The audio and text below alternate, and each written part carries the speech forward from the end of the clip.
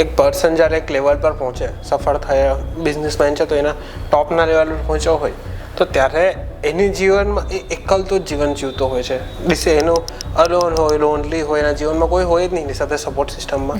તો ત્યારે કેવી રીતે પોતાની જાતે મોટિવેટ રાખી શકે?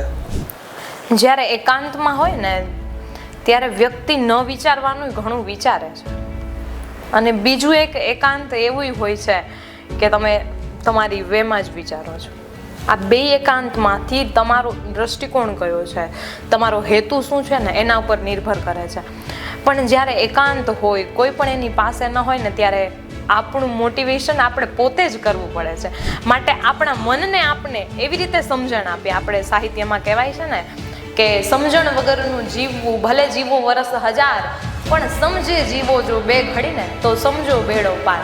તો આવી રીતે એકાંતમાં જ્યારે હોય ને ત્યારે સમજણથી કામ લ્યો અને પોતાની જાતને પોતે જ મોટિવેટ કરો. MNH ઘર સજાए खुशियां लाए.